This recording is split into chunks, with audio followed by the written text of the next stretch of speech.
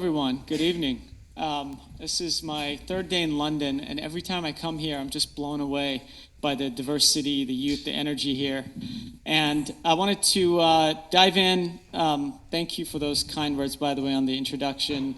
And just introduce myself a bit. I know that the title's CEO of Mixpanel. Maybe some of you looked at the LinkedIn page. But I wanted to give you a little bit of my personal story because I think it'll help explain why I've been passionate and in the startup world for the last decade and what ultimately dragged me into this world.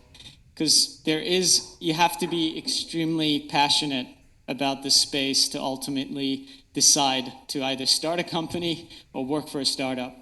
And my personally is I was born in Tehran in Iran during the Iranian Revolution. And I spent my first 8 years living in Iran during the war between Iran and Iraq. And at the time, Iran was an extremely difficult place to be. So we were trying to make it to the U.S. And we left Iran in 1989 and went to Ankara in Turkey. And after a very dramatic sort of visiting the U.S. embassy in Ankara, we were rejected for a visa to come to the U.S., and what ultimately was hopes of getting a visa in months turned into years. And so I spent 7 years in Istanbul.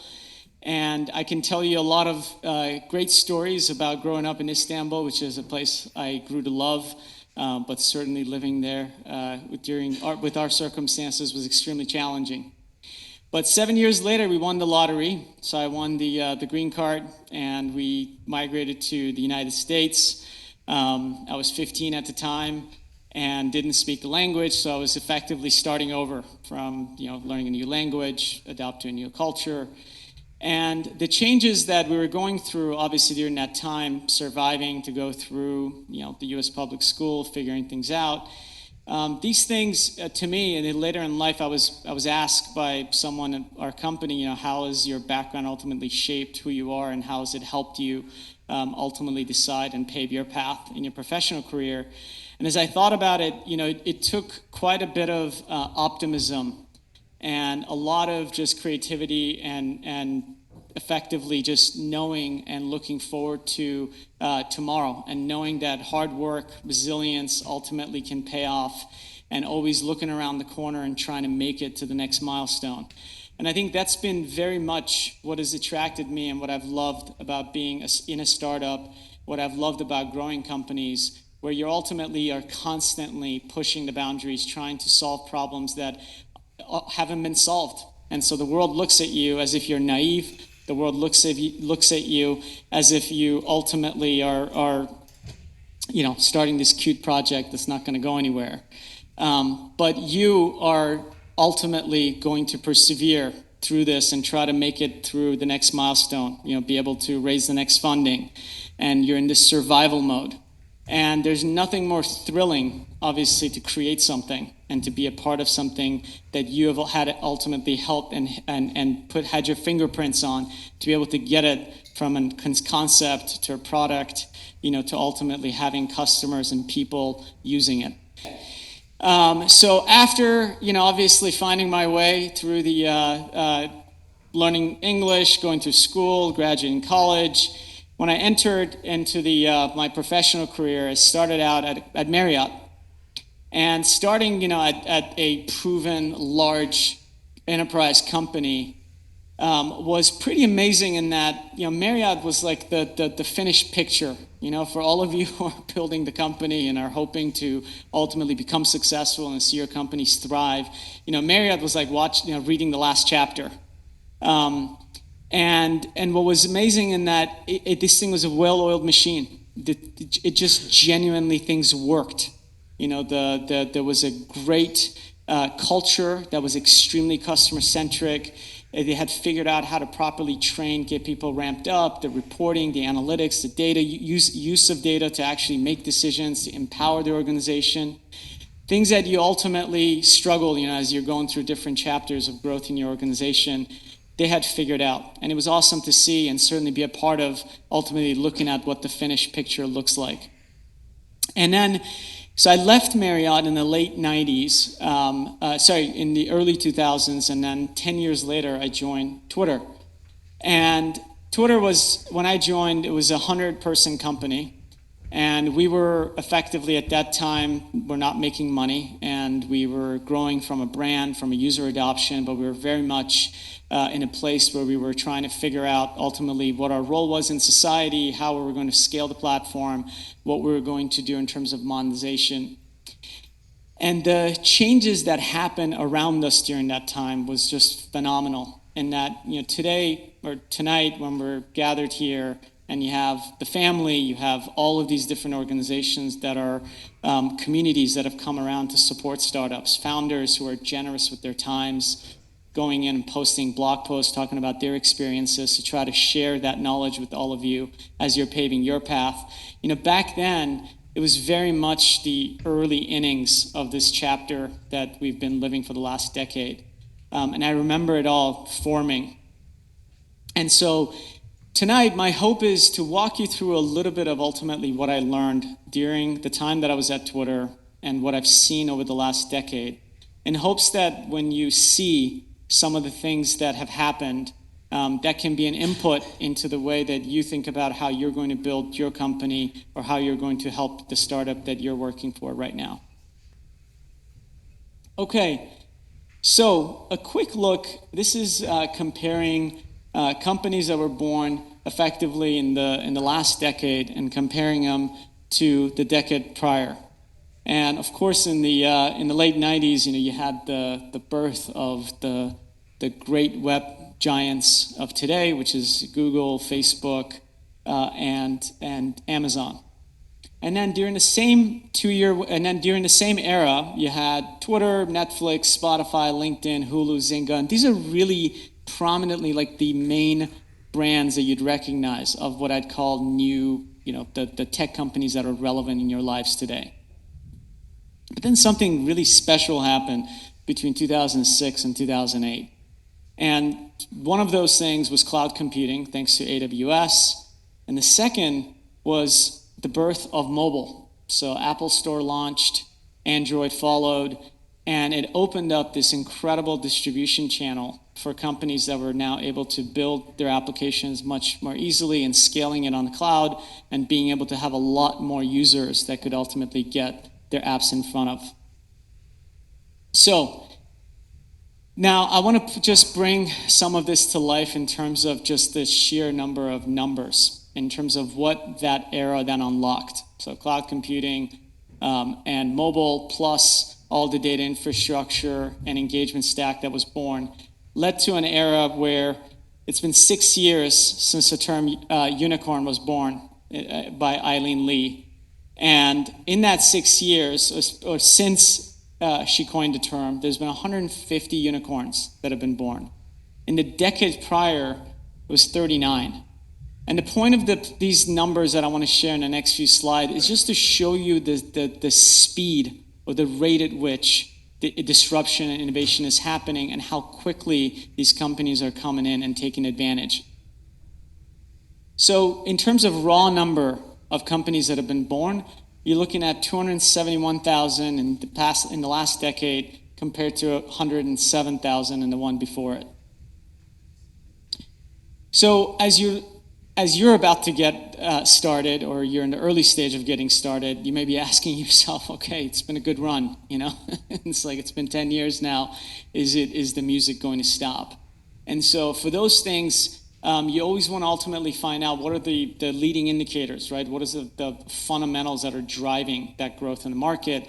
So one of them is ultimately the number of devices and the distribution channel, right? How much more adoption do we think we're going to get? How much more users are going to go on mobile and get connected through different devices? And so we're in 2019 now, and as you look through to 2025, we're effectively expecting to more than double, right? Or slightly under, I should say. And then the other fundamental is the notion that data has been a fundamental part of the way we've been able to innovate and create better products and use that to deliver just a differentiated product in the marketplace. And that is ultimately is expected to grow exponentially in the years ahead. So now I want to bring this to life through a couple of examples that I think will hopefully resonate, given that you're familiar with these brands. And so you can really get a sense of just how quickly or how much things are moving a lot faster these days. All right, so on the left, Fortnite, which I'm not going to even take a poll. I assume you know what it is. And on the right, you have Hotstar, which is basically the Netflix of India today. Okay, so LinkedIn, one of the earliest social companies, took 13 years to get to 100 million users. And Twitter, my alma mater, it took us 5 years to get to 100 million users. For Hotstar, it took 3 years, and Fortnite, it took them only 1. And then we're going to go all the way to a whole nother category, and we're going to talk about transportation. And automobiles was obviously one of the biggest disruptions in our lifetime. And it was born in Detroit, Michigan, my wife's home state. This may not mean anything to anyone here, but I'm sure I would have gotten some kind of a reaction in the United States. Okay.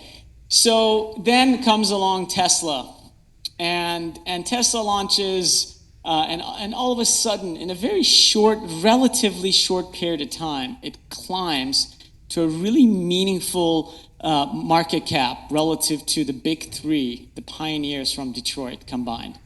And of course, and I'm assuming if you're reading this, you're like, Amir, why are you talking about cars? I thought we were talking about mobile, cloud computing. Well, it turns out that just a short few years later, there were a couple of companies that ultimately decided that you actually don't need a new car company. What you need is effectively connect the cars that are already on the street with people that are trying to get from point A to point B. And it turns out that they were right, and just in less than 10 years, their combined valuation is almost at the combined valuation of the big three car companies that were born a century ago. And so this is just remarkable in terms of the speed at which this is happening. I talk about my personal story about starting my career at Marriott, a company that had gotten to the finish line and was effectively optimizing for like the final finishing touches to grow with the economy. Marriott's valuation is just a tad over $40 billion. At Twitter, within a 5-year window, we effectively built a company that climbed and is now over 30 billion in valuation in 5 years. And that is just, one is humbling, and it's you look at it and you can't believe you're a part of something that has grown so large, so quickly, and is having such a big impact, and is ultimately taking such a big part of the economy. But it's also just shows you the speed at which things are happening. And if some of you are ultimately, as you're getting started, you think about what a year from now could look like, 3 years from now could look like. The ability to grow once you have product market fit, if you're doing the right things and you go through this rapid innovation, I think that this hopefully shows you just the potential of what is possible today. Okay, so we talked about transportation, and the reality is this disruption obviously is happening everywhere. This is happening across every single sector, and today your lives are impacted by this. And as you pull up your mobile app and you look at the different brands that you're using, just the sheer number of companies that you're ultimately using as your main hub to book a flight, to bank, to get a doctor's appointment. These things that are in your daily routine now, these companies have been around for less than a decade, and that's really amazing. Okay, so now the how, and this is something that ultimately we, as in the companies that were born between 1998 and 2002, didn't quite have, right? So back in those days, cloud computing didn't exist. You didn't have companies like Stripe, right? You didn't have the ultimate data infrastructure companies that have help you build and scale your apps faster. And then mobile, which we talked about. And then this final piece, which we haven't talked about, is data and what we're calling effectively the quote-unquote engagement stack, so that you can use data to take action in driving behavior for the intended behavior for your users. And the way that comes into play is ultimately being able to use data to innovate. And this is a picture of if you were going to ultimately try to put together a visual of what your path to rapid innovation would look like. It starts out with an idea, then you go test that idea, you collect the data to understand if it's working, you understand why it's working or why it's not working, and then you would keep going, right, and rapidly iterate. And this is ultimately the way companies have been able to improve and build better solutions. What has ultimately changed through our new world, through this world of being able to pick up the engagement data through these apps, is the speed at which you can navigate this loop is just order of magnitude greater than anything before it. The ability to launch an application and immediately see how it's being adopted, to know is it having the intended use. If you're expecting a user to behave in a certain way, to be able to know exactly the way that they're ultimately adopting and whether you were right or wrong, and get that signal instantly was just simply not possible. And so having that signal has allowed these companies that we just saw, the successful ones, to be able to go not through this, coming up with one grand idea that they become overnight hits, but rather that they get a product out and they ultimately go through this incredible experimentation of constantly iterating and making it 1% better at a time. And for any of you who actually recall what the first Uber app looked like, what the first Twitter app looked like, you have a pretty good sense of ultimately how far and how fast these companies iterated and grew.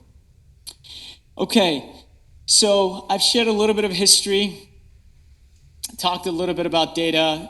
The reason I love those two things is ultimately to help you learn lessons that are effectively facts. And so you can take that as an input into, as you're carving your path forward, hopefully they'll be in some way informing and ultimately being part of the way that you decide to prioritize and grow and scale your companies.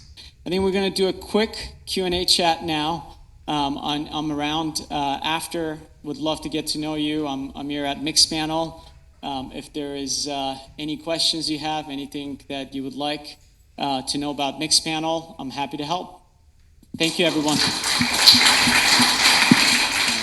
Thanks a lot for that. Of course. We're going to leave a bit sort of the macroeconomy and trends from the past 2 centuries to come back to you and Mixpanel, if that's okay. Of course. And the thing I'd love to start with, so you mentioned that companies now have access to more of their user data than they've ever had access to. And that means that they can test a lot more things and be a lot more creative about the ways that they think about their company. And one thing that was quite radical in the last couple months at Mixpanel is that you changed the unit that you use to charge customers. So for a long time, you were using events as the core thing that you were pricing and charging customers on. Yeah. And you changed recently to the number of users tracked. And I was wondering if you could walk us through that decision process and what prompted making that decision. Of course. I want to emphasize, as I give the answer, the one thing that hopefully was inherent in a lot of what we talked about is everything ultimately fundamentally revolves around your user, your customers, right? And so as you're starting out, there are different things that you try to optimize for as you're scaling. And you might have hit some key product market fit and something that drove some adoption, and there's a moment on pricing or some other lever where you can optimize for some outcome of getting more money from your users, right, or regenerating more revenue from your customers. And there is a fundamental, ultimately theme behind what we talked about for the last 30 minutes is that you should just make sure you're always making the trade-offs that are favorable to your customers, no matter what the short-term trade-off is for you internally in terms of monetization or any other metrics that you're tracking. And so the decision to change the unit had very much to do with the fact that Mixpanel, when we started out, obviously, and we had a unit that ultimately was on data points, and so the fundamental path of us helping you enable operationalize this loop meant the more data you sent to Mixpanel, the more value you're going to get out of the product. But fundamentally, the previous pricing model ended up being punitive to you sending more data and using more data with Mixpanel. And so, and also it had the second disadvantage of not being very predictable for our customers, and meaning they had much more predictability ultimately with the user growth rather than how much data they were going to consume or track or send to Mixpanel. And so, with those things, we wanted to find a unit that was much more suitable for both growing with our customers, scaled with our customers, and just fundamentally being supportive of the core mission of the company, which is effectively increasing the rate of innovation by using your data. Another sort of very cool announcement that you made around that same month was the integration with Zendesk, and I think that was roughly same month. And so you're now allowing people to see in real time when they get a Zendesk ticket what the problem that the user faced at that particular moment. And that's a pretty big shift in the way that you're thinking about the Mixpanel product, I'm supposing, because before you were just selling that product, now you're building integrations. How do you see that moving forward and Mixpanel becoming a platform integrating with new platform partners like that? So in addition to the integrations, we also launched data pipelines recently, which effectively means all of the data that you're sending to Mixpanel or you're tracking with Mixpanel is now something you can sync with any of your existing data warehouse solutions that you're using on the cloud. And our hope here, or you can stream your pipeline to any third-party destination or any destination internally. And the goal in this is ultimately that your data should be useful in all different places where you're doing analysis or you're touching the customer. So in the case of Zendesk, it's about giving your customer care team the ability to have some contextual information about what has been happening to your customers, to not just be able to react to that when a ticket comes in or when a call comes in, but to be proactive, right? Because you ultimately know and you effectively know when your customers are running into problems. And by knowing that, you can get ahead of actually reaching out and proactively helping them rather than wait for them to send you an inquiry. So what do you think that the next cool integration is going to be? I'm excited in that right now the biggest focus for us is to make sure that we are hitting every single part of the user lifecycle. So we've announced integrations around all of the key marketing automation technologies for your ability to make sure that whether you're using Salesforce, Marketo, different platforms for sending emails or messages, but we're going to be focusing on the entire data ecosystem, not just the messaging platforms. In the deck that you shared about the Series B, there's a funny quote where you say, the world makes decisions either by gut or by guessing, and they'll end up being either wrong or lucky. And now that you've moved and that the customer base has changed a bit, so you started off working mostly with startups, and then those startups have stayed, but you've also started working with bigger clients. I was wondering if you'd seen with these new clients, if you'd seen them discover things that they hadn't suspected at all about the ways that their customers were using the product, and that what they changed after realizing that. So like big companies that you'd expect to have actual very good knowledge of their customers who ended up having like completely wrong hypotheses about what was going on. So one thing I would just say, in us working with a lot of the larger companies, there's always this, or not always, but general feeling, whether if you haven't worked at a large company or you've been, locked into some business unit of a large company, there's a sentiment that, somehow these companies are ancient, that it's like they live in the past, the dark ages. And I am actually completely amazed at how sophisticated a lot of the larger organizations are and how far they've come very quickly in catching up. And what I ultimately think we've discovered is not so much that they don't know their customers, is that the speed at which, or the ease of which, they can actually get that information in the hands of everybody within the company that is relevant or in some way interacting or touching the customer. For example, there's a very large telco company that we work with, and they've got this very rigorous, they have an extremely competent, very sophisticated data team, but their ability to get the actual models, all of these churn risk models, everything that they've built to ultimately help their customers never sees the light of day, and doesn't make it to the hands of the marketing team to be able to launch effective campaigns. Doesn't make it internal friction. Exactly. And so how have you seen those changes being implemented? Because it's one thing to say, okay, I'm going to integrate Mixpanel to your product, right, and help you get insights about what your customers are doing. And then it's another to say, okay, well, now that you have those insights, here's like how you're going to be able to implement it for your product. Like, do you feel like it's been a lot easier with the startup clients for them to iterate on the product, and how has that impacted your sales cycle? No, I think it's in enterprise for us. The story for the most part has been going into a forward-thinking, a team within the company, and then the success of that team has led to other teams discovering Mixpanel, and we've expanded through that. And so, just in the last couple of years, we've actually seen a shift where there's appetite and at the executive level to say, look, we have to rethink our existing technology, that we are not going to reorg after reorg. After 3 reorganizations, we actually have a fundamental technology problem that we're going to solve that helps us ultimately be able to build and in a way that is customer-centric, right? That instead of trying to solve for this through organizational restructuring, we're going to actually have a technology layer that brings us around the customer. And this is where we've had the biggest success in Mixpanel. And then they end up reorging a 4th time or not? Well, we remember it's only been 2 years, so well, I'll tell you next year. Yeah. It's actually coming to that. There's one thing that's specific is to your story is that you came in to replace the previous CEO, Suhail, who was one of the founders of Mixpanel. And as I was reading about that, I read a funny quote of his that said that he realized that you were the right person for Mixpanel. When speaking to you, he realized that you were a lot more ambitious about what Mixpanel could become than what he was at that time, and that you made him excited about Mixpanel again.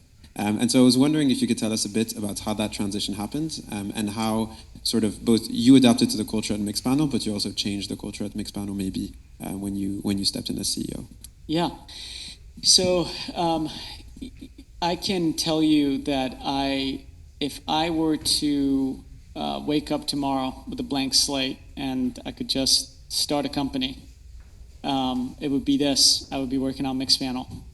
I spent I would say in the entire duration of my professional career, including the 5 years at Twitter, I realized very much what was needed in the market to effectively be able to operationalize what I showed in the path to be able to innovate rapidly. And the steps, or I think Mixpanel is the only company that is closest to actually making that a reality for any scale organization. And for me, there was nothing more exciting than to be a part of making that a reality and getting more and more and more companies aware of not just the technology, but what they can do with the data that they're collecting today, and being able to ultimately change and innovate and coming up with better solutions across the organization. So it's not sometimes it's like I go into some of these companies and they have an innovation team, and they're the ones that are supposed to come up with like the better ways of doing things. Whereas any single person in an organization can come up with a better solution if they had the right tools in their fingertips and being able to ultimately be empowered to actually go deliver on that. A couple months ago, I interviewed Tinzo, the CEO of Zuora, and he was saying that he thought that we were in a moment where the role of CFO was completely being transformed from essentially being a bookkeeper to being the person who was going to innovate on business models within the company. To some extent, that's your story because you're CFO and you're now innovating on the business models of the company. And I was wondering both what I you paid him thought. to say that. Sorry? I paid him to say that. I was wondering both what you thought about that. So the evolution of the role of CFO, because you transitioned from the CFO role to the CEO, to role of CEO, and the other thing was, well, actually, go with that, and then I'll ask you my follow-up question. So I don't have a very sort of elegant path on this answer. Meaning, I never had an effective quote unquote plan to go through. Like, at any stage in my career. There was never let me draw this out. We're gonna start here, and we're gonna bounce over here, and then we're gonna do this other thing. It was very much focused on impact, that if I can make some micro, some macro impact on the organization, colleague, right, people that are working around me, my boss, that ultimately the next thing is going to work itself out. And that was very much the outlook I had, and even being a chief finance, when I became a CFO, it was no different. To me, it was being part of a startup or a growth company is knowing that you're there to solve problems. There is, like, you can get a title when you're in these when you're a company that has 300 or less employees. Your title doesn't mean anything. You can be a VP, you can be a C-level executive, you can be an IC. Your impact is equal. I mean, if you come to Mixpanel, some of the best ideas, things that we've ultimately done as an organization, are coming from our individual contributors. And so from that angle, I think my relationship with Suhail, what got me to ultimately be able to work so closely, collaborate so closely, being able to get to a point to not only get him excited about some of the ideas for Mixpanel and also just collaborating closely and solving problems together, came from a passion of just making an impact and solving problems. And so there is no advice I would have for, quote unquote, specific to a CFO, just that, if you do the right things and you focus on actually having an impact, the rest will take care of itself. Another thing that you mentioned was that one thing that you missed from your Twitter years, or at least being in a public company, was the discipline that came with it. And I was wondering if you could tell us a bit more about what you meant by that, and given that you're not in a public company, at least not for now, if you could tell us a bit about how you brought that discipline into Well, if it wasn't apparent from my earlier talk, I like the struggle. So public markets, look, they're brutal in a way that they hold you accountable, that you simply just cannot escape it. There is nowhere to hide, right? And you're ultimately you're put into this leveled playing field where all of the things that you may justify to yourself, and you make up stories and excuses and things around operating metrics and financial metrics, and ultimately there are two things that you have to be able to do really well. One is being able to tell your story and paint a picture, to be able to set expectations with the market around what are the fundamentals that drive your business, and then being able to set expectations on how you're going to execute to be able to reach those expectations. And so when you've leveled the playing field and you've done both of those things well, the market is fantastic. It's like the most efficient way to ultimately scale capital markets and allocate funds, because people who are good at setting expectations and telling their stories, and those that are good at following through and executing, get rewarded, and they stand the test of time, like Marriott, like many other great companies. But those that make too many short-term trade-offs, and ultimately are not built on a strong foundation, don't. And so that's why I think it's one of those things where it's tough to live in the public markets, but that you have your ducks in a row when you can thrive in the public markets. Justified short-term self-inflicted pain. Or long-term self-inflicted pain. And so how do you bring that in to running Mixpanel now? It's very much this notion that ultimately, if you're behaving in a way that is intellectually honest, that you pave the way to say, these are the things that we intentionally are going to prioritize with the expectation that they're going to lead to these outcomes. So Mixpanel, all of our metrics are publicly available to the whole company. These are the goals that we're trying to hit for operating metrics or financial metrics. And then the teams themselves have experiments that they have prioritized to be able to help us achieve those goals. And so this intellectual honesty, being able to come together and look at whether our initiatives are working, and if they're not working, why? And if they are working, then what are we going to do to make it even better? And this transparency and the ability to actually come around these goals and being holding ourselves accountable brings a level of objectivity that ultimately is going to help us when we're a public company. Right. So the accountability comes rather from internal transparency at this point. Yes. Cool. One thing that you mentioned as well was that you were trying to increase the speed of decision making on product. And I was wondering how both at Mixpanel and amongst your customers, you ended up weighing having more data points and waiting essentially to make a more qualified decision with the opportunity cost of not making a fast decision. And typically in the case of you deciding both to change pricing and to change the unit that you were pricing on, how you decided how quickly you needed to make that decision. Yeah. I think the reality is any decision, whether product or anything else, it ends up being a function of trying to gather additional data to try to become more informed so that you ultimately feel like you're making a safer decision. And the truth of it is the time is incredibly valuable. And ultimately, the outcome is going to be unpredictable for the most part. And unless you have sufficient, unless you're doing very sophisticated experimentation and you have enough of a customer base to do that, which is a much better way to go, and I would highly encourage it, the odds are that you're much better off just moving faster. And then even at your scale, you're still favoring the fast decision. At our scale, we do have the benefit of experimentation in that we can take the big bets in a form of experimenting with a subset. But if the decision is something that ultimately you can't run an A/B test on, I would highly encourage to just move forward.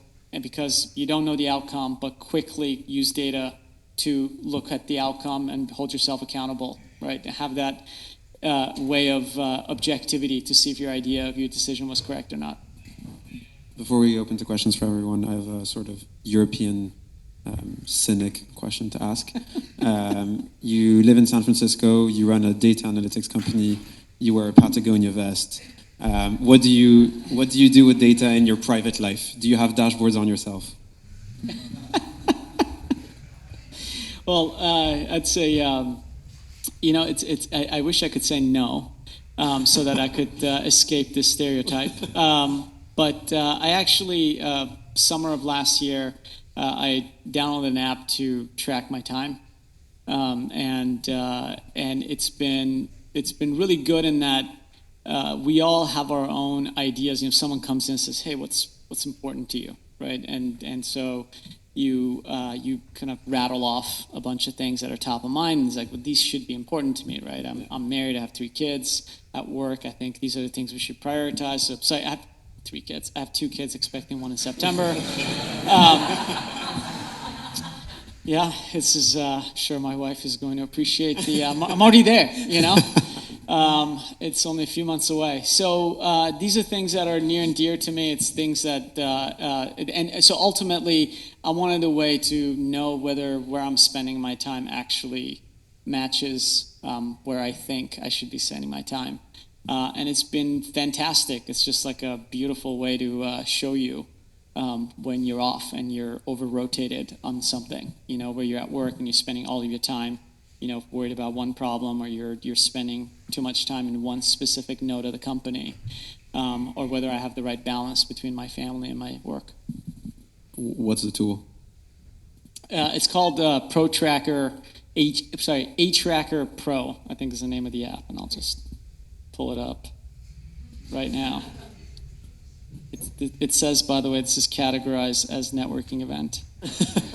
All right, let's see. It's not exactly work Or it is in A the subset Tracker of it? Pro. It's actually it's categorized. It's networking under work. Yeah, so you can go level up. That's cool. Thanks so much.